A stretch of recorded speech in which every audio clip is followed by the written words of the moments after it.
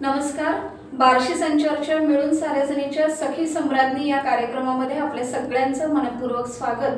आपण या कार्यक्रमात तज्ञांना निमंत्रित करत असतो आणि त्यांच्याकडून अधिक माहिती जाणून घेत असतो, त्यांच्याशी संवाद साधत असतो. आज आपल्यामध्ये आलेले आहेत सौ स्मिता लुकडे मॅडम. आपलं या ठिकाणी स्वागत.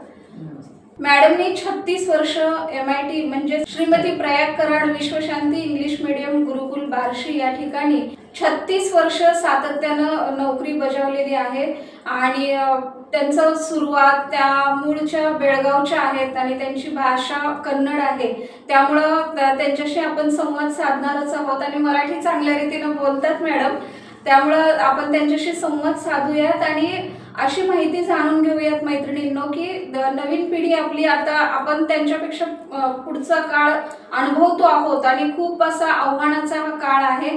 तो काळ पण तसाच होता, परंतु किती गोष्टी आता आपल्याला नव्यानं शिकायला हव्या आहेत हे आपण खूप अशा तज्ञांकडून जाणून घेतलं तरच त्यातली सखोलता आपल्या लक्षात येत असते.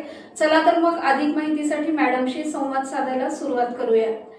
मॅडम, मला पहिल्यांदा सांगा की तुम्ही 36 वर्ष MIT मध्ये सर्व्हिस बजावली, पण तुमचं बेळगाव मधून बार्शी मध्ये येणं आणि नोकरी हा सगळा प्रवास आम्हाला जाणून घ्यायचा आहे.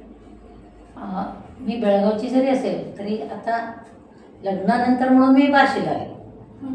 सासर बार्शी असल्यामुळे मी बार्शीला आले. तेव्हाही नोकरी करावा असं वगैरे विचार वगैरे काही नव्हतंच. पण घरी बसून काय करायचं, पण आमच्या सासऱ्यांना खूप इच्छा होती की मी काहीतरी करावं. मग त्यासाठी मग शेवटी मला मराठी येत नव्हतं आणि इंग्लिशचं चांगलं हँड असल्यामुळं मला इंग्लिश स्कूलमध्ये आम्ही ट्राय केली. नशिबानं लगेच 1980 साली प्रभाताईची बार्शी इंग्लिश मीडियम स्कूल अशी शाळा, टेक्निकलचं आता जी शाळा आहे तिथं होती. तिथं मला 80 साली मला त्यांनी सर्व्हिसला घेतली आणि 1997 साली प्रभाताई त्यांनीच काय केले, कराड सरांना, विश्वनाथ कराड सरांना स्कूल ट्रान्सफर केले. ट्रान्सफर करताना शिक्षक बरोबर स्टुडंट्स हे सगळ्यांची ट्रान्सफर म्हणून केली. तिथून पुढे मी 2011पर्यंत MITमध्ये केली. असे टोटल 80 ते 11 अशी माझी 36 वर्ष सर्व्हिस झाली. खूप छान मॅडम. आता हे नोकरी तर तुम्ही सातत्यानं बजावत होतातच, पण असं त्यामध्ये वेगवेगळे तुम्ही असे खूप म्हणजे विद्यार्थ्यांना घडवत आलात सगळे अशा, तर मग तो अनुभव कसा होता, म्हणजे नोकरीचा अनुभव कसा होता त्यावेळेचा? तेव्हा संस्थापक वगैरे एकदम व्यवस्थित असल्यामुळं सुरुवातीत थोडंसं मलाही काही गोंधळात पडले होते, म्हणजे कसं करायचं काय. पण एकच मग एम धरली होती की मी आपल्या हातात मुलं आलेले जे काही मुलं येतील त्यांना प्रत्येक मुलांना तयार करायचं. आता तुम्हाला थोडक्यात सांगायचं म्हणजे प्रायव्हेट शाळेत पगार कमी असतात, पण पुस्तक जेव्हा हातात घेतले की पगाराचं आपल्याला कधीही विचार आलेले नाही. कंप्लीट रिटायर्ड होऊस तर फक्त हे मुलं माझ्यासमोर उभं आहेत आणि आजचे हे नागरिक आहेत, उद्याचं आपलं भारतीय ह्यांना नागरिक कसं तयार करायचं हे एकच माझं डोक्यात. त्या ह्याच्याप्रमाणे मी काम करत आले आणि मला आज पूर्ण मला आत्मशांती आहे म्हणले तरी चालेल किंवा सॅटिस्फॅक्शन आहे की माझ्या हाताखाली जे मुलं आहे किंवा शिकून गेलेले आहेत, कुणी खूप उच्च स्तरातच आहे. जे काय मला काय म्हणतात त्याला आयडियल शिक्षक म्हणून जे काय हे पाहिजे ना ते मला मिळालं. समाधान. हो, या मुलं जे उभारलेले ते मला मिळालं. खूप छान. आणि भरपूर मिळालेले आहेत. जेवढे स्टुडंट आहे ना तेवढं मला मिळालेले आहे अवॉर्ड असं मी समजते. वा, किती छान. मॅडम बोलता म्हणलं की जेवढे विद्यार्थी घडून गेले तेवढे पुरस्कार तुम्हाला मिळालेले आहेत. वा, किती छान उदात्त हेतू मॅडम. आणि मग तुम्ही तिथं रिटायर झालात आणि मग पुढे तुमचं काय म्हणजे प्रयत्न कसा केला पुढचा? रिटायर्ड झाल्यानंतर सुद्धा मला घरी बसून राहवलं नाही. मला सतत मुलांच्या मध्ये टाईम मी घालवत असल्यामुळं मग मी पुन्हा विचार करत बसले की आता मी स्वतःची शाळा उघडावं. आणि पण तोपर्यंत उघडणं शक्य नव्हतं. आणि मग मला अशी ऑफर आला की बैरागवरनं मोहिते सर म्हणून होते, त्यांच्या अजूनही आहे त्यांची शाळा लिटल स्कूल म्हणून, त्यांनी मला ऑफर दिली, मॅडम तुम्ही आमच्या शाळेत येऊन शाळा आम्हाला प्रगती करून दाखवा, आमच्याकडे मुलं कमी आहे म्हणून. मग फक्त मी 2 वर्ष तिथं केली, पण मला एकदम समाधान वाटतं की त्यांच्याकडं खूपच मुलांची संख्या कमी होते.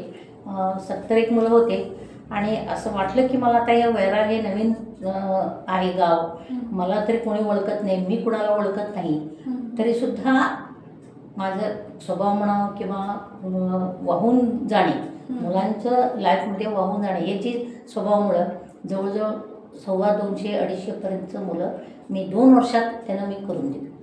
आणि नंतर तिथनं सोडली, कारण मला थोडंसं प्रवासाचं दगदग वगैरे, आणि तिथून मी पुन्हा स्वतःचं माझा बालक मंदिर सुरू केली मी. आणि त्याचासुद्धा मला भरपूर यश मिळालं. आणि अजूनही पालक लोक मला म्हणतात की मॅडम सुरू करा, अजूनही सुरू करा. नाही, आता सध्या आरोग्य साथ देत नाही, मूक मनात इच्छा असते नाही, आरोग्य साथ देत. किती छान मॅडम. आपण बघतो आहोत की मॅडमचा प्रवासच इतका म्हणजे सुंदर आहे आणि विद्यार्थी घडवणं, कारण आम्ही तो अनुभवलेला आहे. त्यामुळं खूप दिवसांचा आमचा प्रयत्न होता की सखी सम्राज्ञीच्या मुलाखतीमध्ये मॅडमला निमंत्रित करायचं, कारण एक व्यक्तिमत्वच असे असतात की त्यांचं पूर्ण जगणंच हे कार्यतत्पर असतं, कार्यासाठी वाहून घेतलेलं असतं.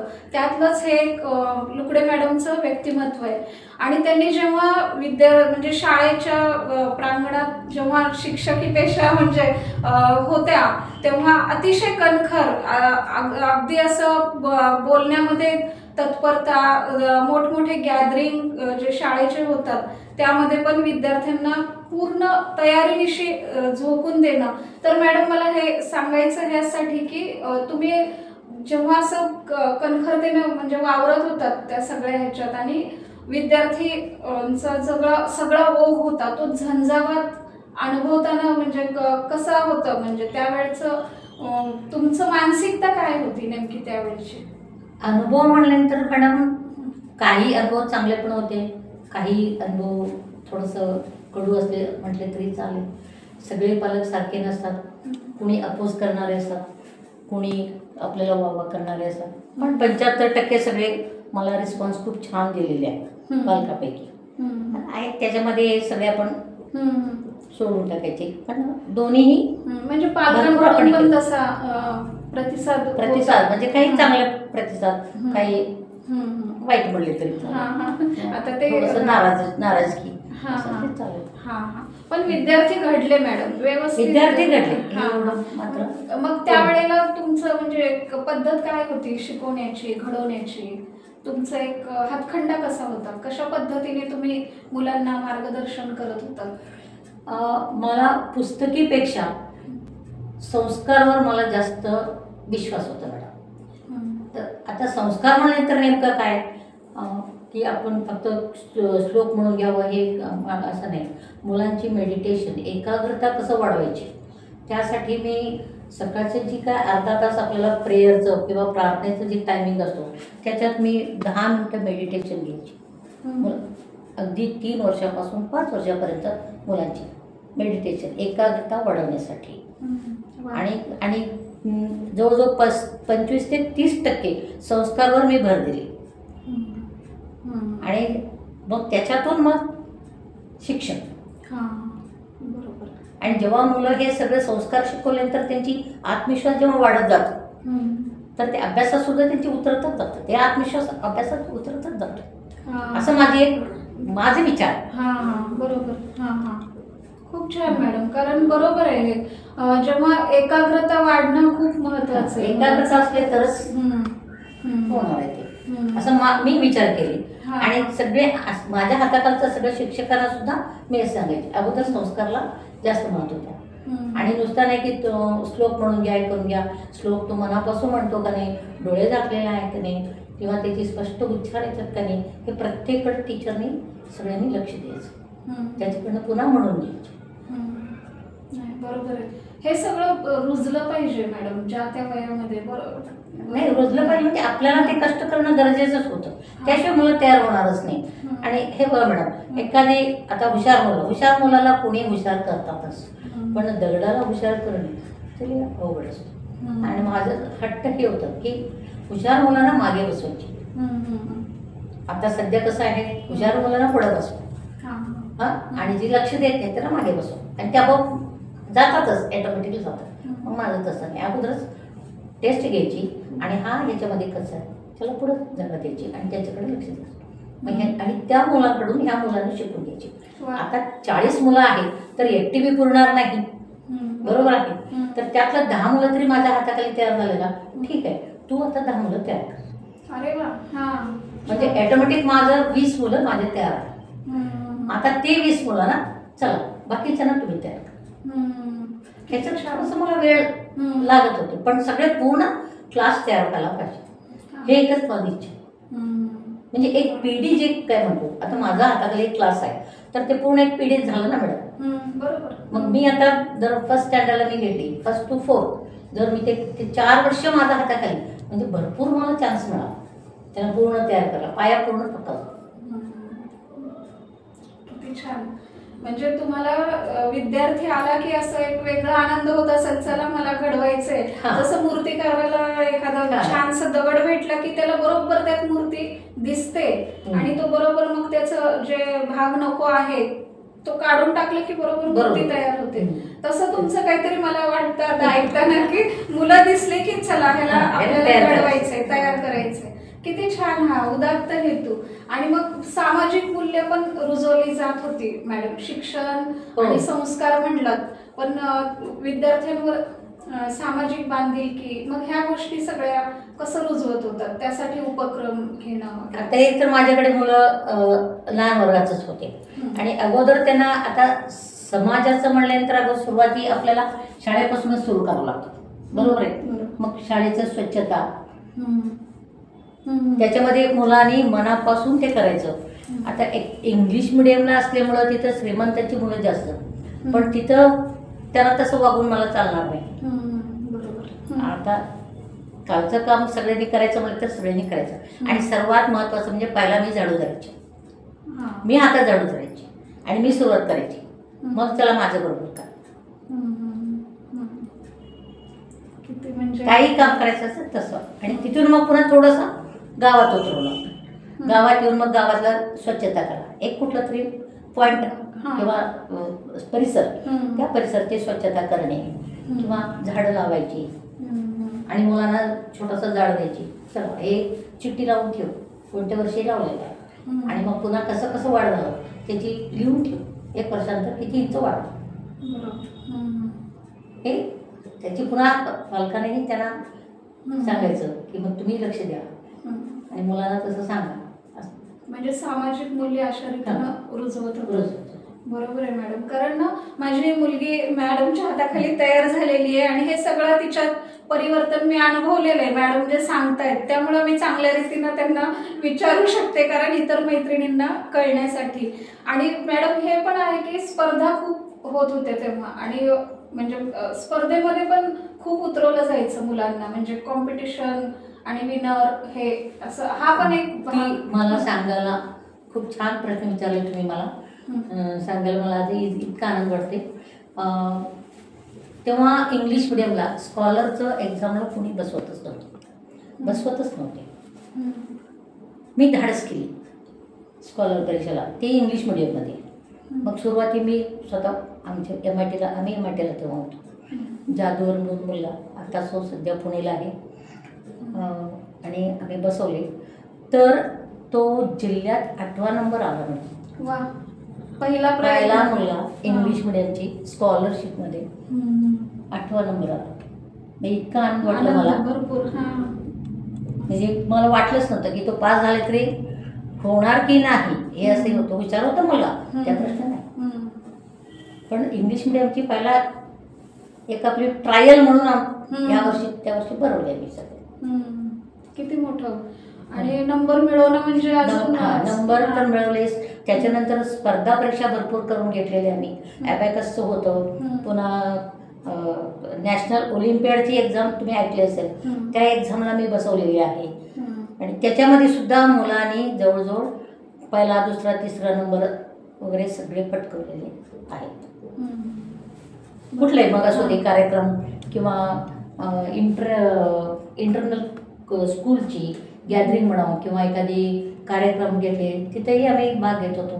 तिथे मुलं अवॉर्ड घेऊन आलेली आहेत आतापर्यंत. बरोबर. आणि हे शिक्षणाचं आणि कौशल्य विकासला पण प्राधान्य होतं मॅडम. क्राफ्ट वगैरे ह्या हो, गोष्टी पण होत्या. त्याचे सुद्धा एक्झाम होते. सकाळवाल्याने भरपूर घ्यायचे बघा तेव्हा. बरोबर. मग ते सगळे मुलांना आम्ही बसवत होतो. म्हणजे ड्रॉइंग हे कौशल्य विकास पण. आणि हा मॅडम त्याच्यातच आता सांगायचं म्हणजे सिल्वर ज्युबलीमध्ये इंग्लिशची ग्रामर एक्झाम घेतात. त्यात मी धाडस केली आमच्या शाळेतर्फे सगळी मुलांना. 4थीचं मुलं एकतर त्यांच्याकडे 5वीपासून बसवतात, पण आमच्या 4थीचं मुलं तयार करून घेतली आणि तिथे जाऊन सगळ्यांचे फॉर्म भरले. त्याच्यामध्ये सुद्धा मुलं पास झाली. एलिमेंटरी, प्री एलिमेंटरी सगळे ग्रामर एक्झाम सगळे तिथं सुद्धा मी बसवतो. म्हणजे भरपूर असं मुलांच्या मागं सगळ्याला मागं लागायचे बसा. आणि पालक पण तसे चांगले रिस्पॉन्स द्यायचे. खूप छान. म्हणजे कौशल्य विकास, शिक्षण, स्पर्धा परीक्षा नाही ऑलराऊंडर करून घ्यायच पाहिजे मुलं. आता पाटी पुस्तक एका पुस्तकं अभ्यास एक दप्तर उचलले घरी गेले एवढं नाही चालणार मग. बरोबर. सगळ्यामध्ये त्यांनी तयार व्हायलाच पाहिजे. खूप छान. आणि मॅडम गॅदरिंग भरवताना पण आता सगळीकडे ड्रेस मुलांचे सांघिक ते अवेलेबल झालेत, म्हणजे मिळू शकतील. तेव्हा तुम्ही कापड घेऊन शिवून हे पण केलेलं आहे. मग हे एवढं कसं काय जमवत आता सगळं? तेव्हा अवेलेबल नव्हते ना. अवेलेबल नाही म्हटले की आम्ही करून घ्यायची. आता सांगायचं म्हणजे एक अनुभव सांगते मी तुम्हाला. आदिवासी डान्स ठेवलं होतं मी. आदिवासी डान्स केलं तर जवळजवळ 20-21 मुलं त्याच्यामध्ये भाग घेतले होते. आणि शंकराचं ड्रेस टाईपचं आम्ही कापड हुडकून भाषेत सगळं हुडकून एक टेलर पण घातले आणि सगळ्यांना सेम टाईपचे केले. सगळे टीचरने बसून त्यांची डोक्याचं सगळे आदिवासी लोक वगैरे ते घालतात काड्याचं वगैरे ते करून किरीट वगैरे तसं सगळं तयार केलं. मोठे मोठ्या वगैरे आणून ते वाहून सगळे त्याची टीचर्स लोक आम्ही सगळे पुन्हा मुलांचेही त्यात सहभाग करून आम्ही स्वतः सगळं तयार केलं होतं. केवढं मोठा हा उत्साह, उल्हास आणि सांघिकता आणि जे होणार नाही तशीच कुठलं तरी एखादी फंक्शन तयार करायचं. आदिवासी हे सगळे कॉलेजची मुलं करणार पण नाही आणि 3री-4थीच्या मुलांकडून करून. अरे वा. ज्यांना घडवायचंच पूर्ण स्टेप बसवणं ते सगळं. खूप म्हणजे असं एकदम दुमदुमून सगळं होत होतं. वन्स मोर म्हणून प्रत्येक गॅदरिंग सॉन्ग वन्स मोरलाच जात होतं एकदम. म्हणजे हे सगळं ना तुम्ही असं तेवढं काळजीपूर्वक लक्ष देऊन आणि आत्मीयतेनं सगळं असं हे सगळं कुठून आणलं मॅडम? एवढी तळमळ, एवढं विद्यार्थी माझं रक्तातच असेल बहुतेक. कारण अजूनही आपण म्हणतो वय झालेले आहे, पण आपलं आता गल्लीमध्ये सुद्धा काहीतरी एखादी कार्यक्रम असेल तर म्हणतो ना पडद्यामागनं त्यांना पाठिंबा द्यायची. असं करा तसं करा. आपण गणपतीच्या वेळेला सुद्धा आम्ही काहीतरी कार्यक्रम वगैरे घेत होतो नेहमी. मी आणि तृप्ती आम्ही दोघीच पुढाकार घ्यायचो. त्याच्या सुद्धा मग काय घ्यायचं काय नाही सगळे लिस्ट वगैरे करून तिथं सगळे बाकीचे मुलं सुद्धा त्याच्यामध्ये पार्टिसिपेट व्हायचे. म्हणजे ती आतून आवडच आहे सगळ्यांना एकत्र करणं. हो तर नाही अजूनही आहे. हो ना. आवड म्हणजे तेवढी तळमळ आहे तुमची ती. म्हणजे एक असं डोक्यात काय ठेवता की सगळं उद्देश काय असतो डोक्यात असं काय?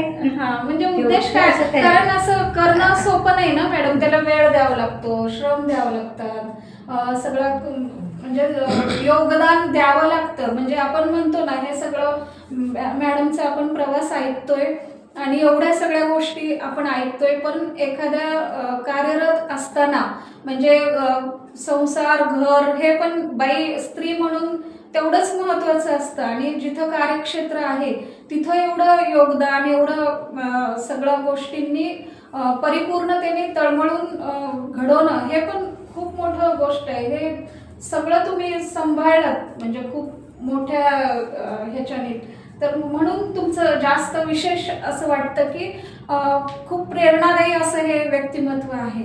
तर मॅडम, हा सगळ्या प्रवासामध्ये काही असे मूल्य असतील ना जे तुम्ही मनाशी बाळगलेले असतील, म्हणजे काय असतील तेच ऐकायचे. काही नाही, मला प्रत्येक वेळी मला एकच वाटतं की माझ्यासमोर आलेले विद्यार्थी ह्याला एक मूर्ती आहे, त्याला आकार नाही, मला आकार द्यावंच लागेल. हे पहिल्यापासून माझं डोक्यात. आणि माझ्याकडे आला ना तो, त्याला रिकाम्या हाताने पटायचं नाही, त्याला पूर्ण घडूनच पटायचं. हे एक संकल्प, दृढता असं हे एक आहे. गुरुचं सगळ्यात मोठं हेच आहे ना मॅडम, शिष्याला समृद्ध करणं. बरोबर, शिष्य तयार व्हायलाच पाहिजे आल्यानंतर. आपल्याला किती कष्ट होऊ दे किंवा आपलं परीक्षा होऊ दे, पण त्यांचं ते घडवायलाच पाहिजे आपल्याला. बरोबर, अगदी. नाहीतर गुरु कसं म्हणायचं. हा, खूप मोठं. कारण गुरुचं हो ना पद एवढं मोठं आहे. आणि आत्ता मग मॅडम, तुम्हाला आत्ताचा काळ बघितला तर काय वाटतं की मुलं बघताय ना आत्ताच्या काळातले, की मोबाईलमुळे तर अर्ध ज्ञान त्यांना मिळालेलं असतं. मी तर अर्ध ज्ञानच म्हणेन. जरी कुठल्या गोष्टीचं माहिती पूर्ण, आता निबंध म्हटलं की सगळं सर्च करतात, कुठलं भाषण सर्च करतात, पण ते अर्ध ज्ञान असतं असं मला तरी वाटतं. मग ही अशी मुलं पण स्वतःला समृद्ध समजतात, पालकांना पण वाटतं की मुलगा तयार झाला मग, आणि कुठेतरी भाग घेणं किंवा काहीतरी ह्यांचे चालू असणं. मग काय वाटतं अशी पिढी बघितल्यावर? नाही, अशी पिढी बघितल्यानंतर खूपच आनंद वाटतो खरं म्हणजे. कारण दिवस बदलत चाललेले आहे. आता AI ची जमाना आलेली आहे. मग तिथं टस्सल देण्यासाठी ह्या मुलांना हे पाहिजेच. आता मधी मला माझं मताप्रमाणे एक 2-3 वर्षाचा काळाचा अगोदर आम्ही पालकाकडून हेच तक्रारी ऐकत होतो की हा अजिबात ऐकत नाही, सारखा मोबाईल घेतो आणि बसतो. पण आत्ता असं वाटतं की मोबाईलपासून त्यांना इतकं ज्ञान मिळतं जे एक शिक्षक देणार नाही तेवढं ज्ञान मोबाईल देतो. पण पालकांनी तेवढं लक्ष द्यायला पाहिजे की मोबाईलमध्ये त्याला सांगायला पाहिजे की तू याच्यामध्ये जा आणि याच्याबद्दलचं स्टडी कर, खोलात जा, अजून काय काय मिळते बघ. बरोबर. मला गेम खेळतात मुलं, गेम खेळतात म्हणून द्यायचं नाही.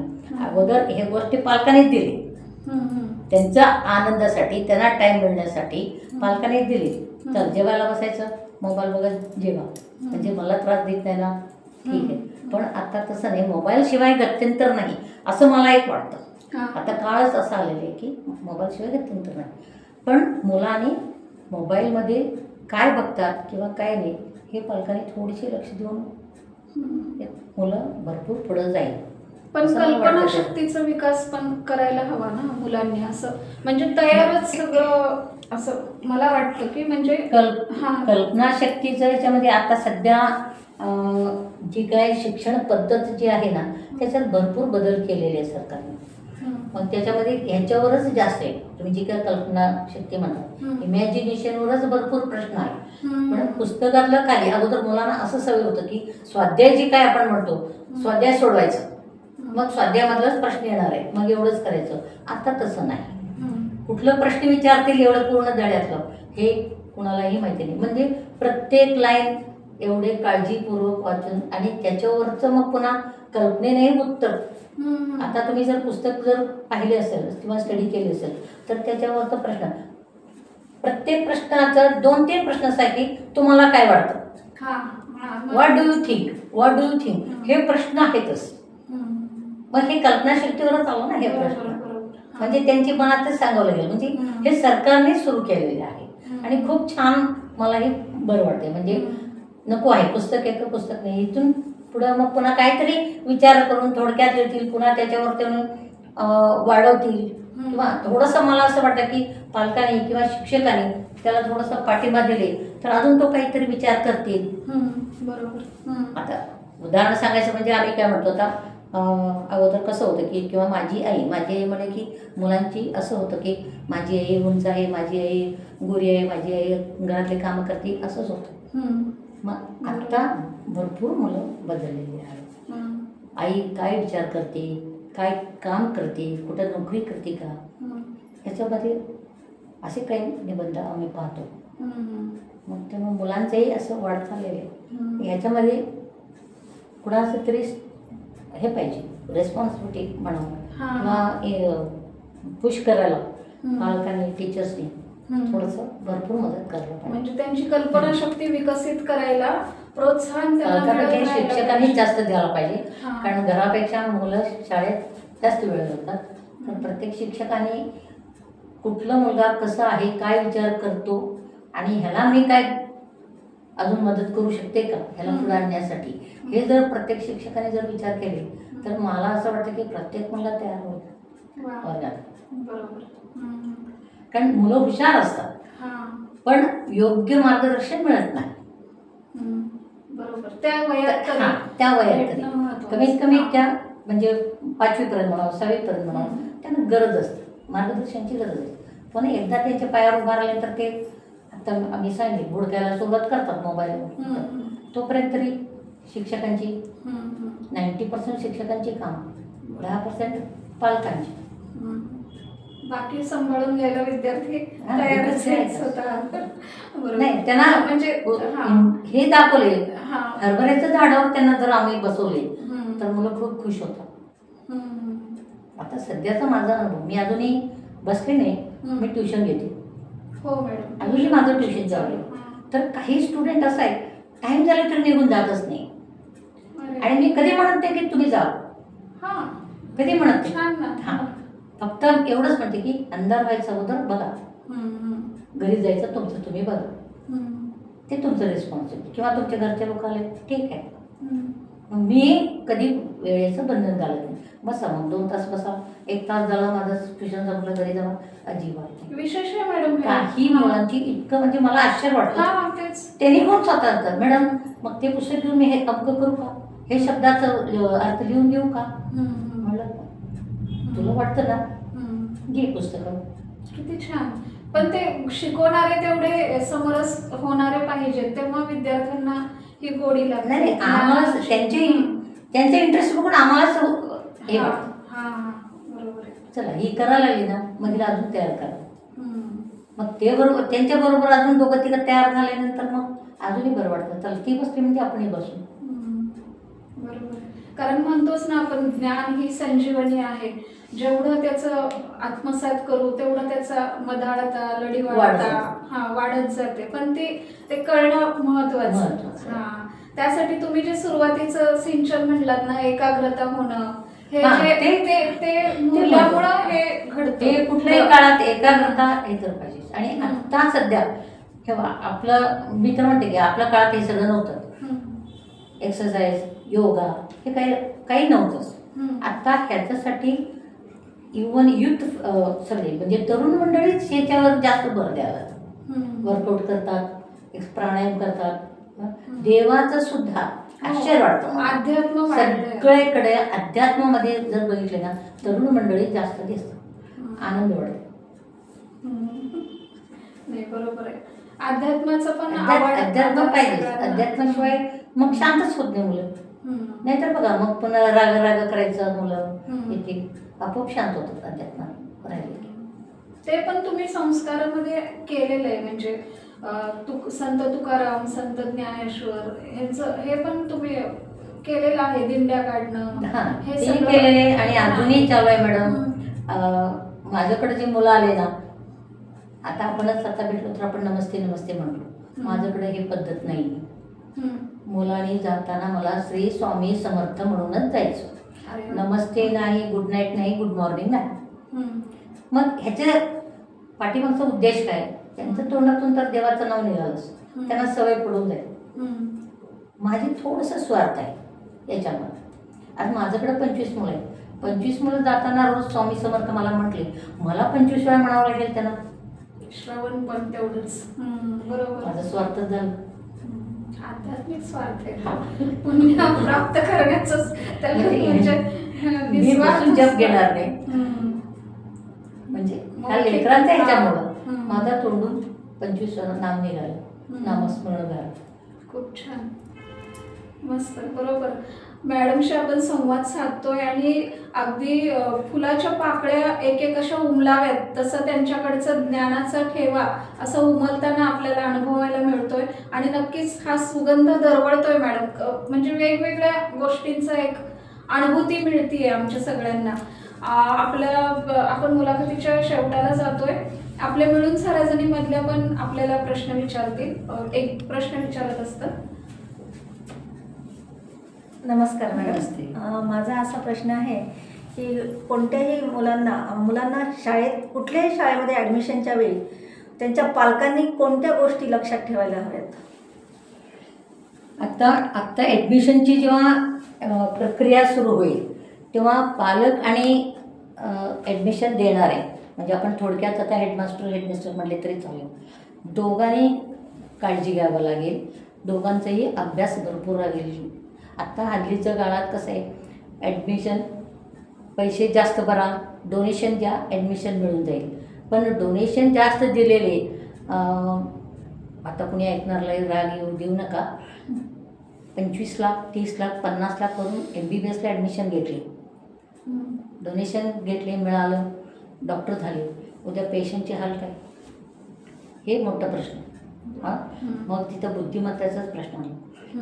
मग पालकांनी स्कूलमध्ये फक्त शिक्षण नाही, शिक्षणबरोबर काय काय देतात आणि आपलं मुलाचं सर्वांगीण विकास तिथं होणार आहे का, हे खूप मोठं प्रश्न आहे.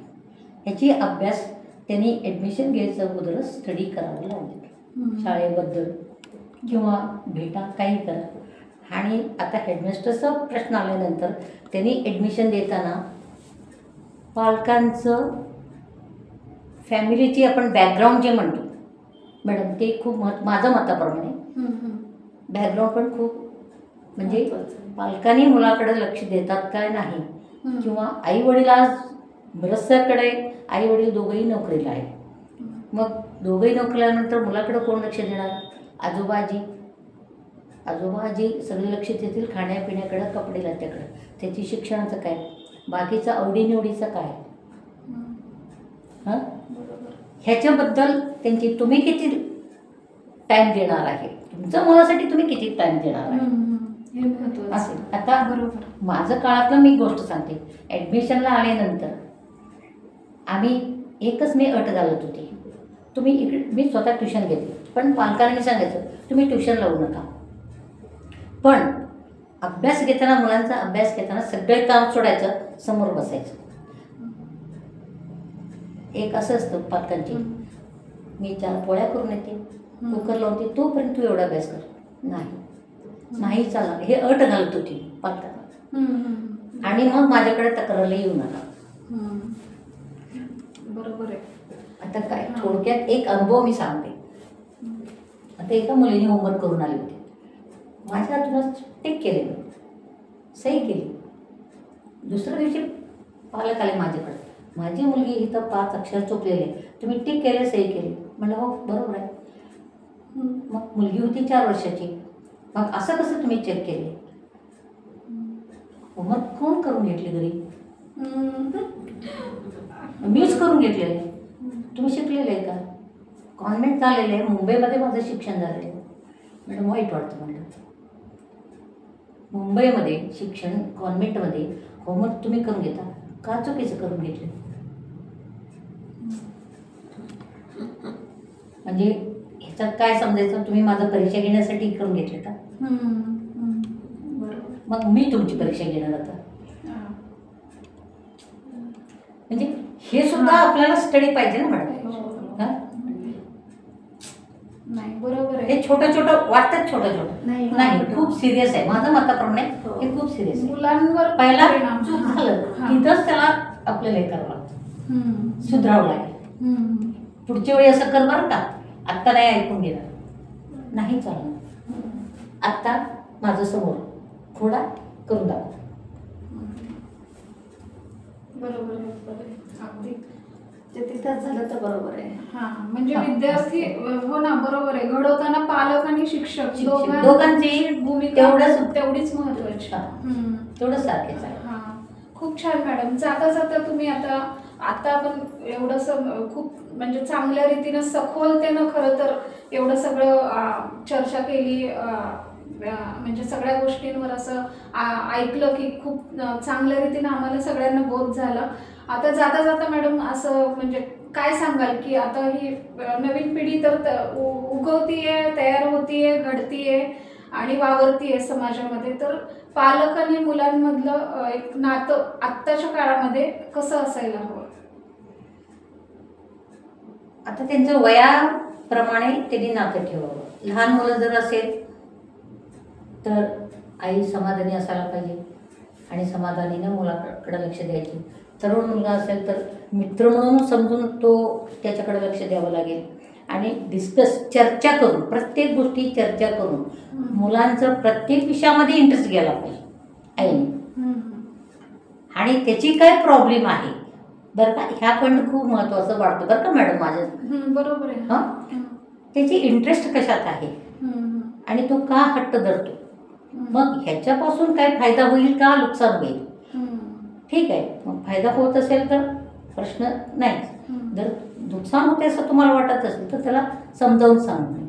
नाहीतर मुलं काय असतात हट्टीपण, मला हे पाहिजे म्हणजे ते पाहिजे. आणि पालकांनी नेहमी मुलांना नाही ऐकून घ्यायची तयारी मुलांची असायला पाहिजे. असे पालकांनी मुलांकडं घडवलं पाहिजे. बरोबर आहे. म्हणजे आज त्याने काही जर मागितले, 2 दिवस थांब, तुला देणार आहे. पेशन्स, सहनशक्ती वाढायला पाहिजे. नाहीतर आता काय किरकिर करू नको, घेऊ दे असं नाही. बरोबर. तर पहिला म्हणजे आई शांतता पाहिजे. चर्चा, मुलाबरोबर चर्चा, त्याची आवड काय आहे, बळजबरीचे काही करायचं नाही, त्याची इंटरेस्ट कसं आहे ह्याचे सगळे सखोल अभ्यास करायला पाहिजे. मग त्यांचे प्रश्न सुटले. खूप छान मॅडम, तुम्ही म्हणजे इथं आलात आणि एवढं बरोबर सांगताय की आता मुलांपुढे पण खूप आव्हानं आहेत. ह्या परीक्षेला बसू की इकडे ॲडमिशन घेऊ, हे करू की ते करू असं. त्यामुळं ही द्वंद्वावस्था मुलांची पण आपण समजून घेणं खूप महत्त्वाचं आहे. खूप चांगलं वाटलं मॅडम तुम्ही इथं आलात आणि खूप आमच्याशी संवाद साधलात. आपण मिळून साऱ्याजणीमधल्या तृप्ती कदगी आहेत, त्यांच्याकडून ही भेटवस्तू छोटीशी देत असतो, पुनर्वापर करू शकता या गोष्टी. नाही, तुम्हालाही सगळ्यांना आम्ही भेटून खूप आनंद झाला. आणि तुम्ही हे जे कार्य करताना अजूनही ह्याच्यात ब्रँचेस म्हणजे आपण म्हणतो फांदीवाडा आणि फळ्या पुढे मोठं झाड पुस्तक तुम्ही एकदा खत पाणी घाला आणि कष्ट करा मॅडम. कष्टाला नक्की फळ आता मिळणारच आहे. तुम्ही करताय, पण अजूनही मी वयाने मोठ्या म्हणून मी सांगते की अजून कष्ट करा. नक्की तुम्ही गरुड झेप घेतीलच त्याच्यावर. थँक्यू मॅडम, तुम्ही इथं आलात आणि आमच्याशी छान संवाद साधलात त्याबद्दल थँक्यू. धन्यवाद. वेलकम. धन्यवाद.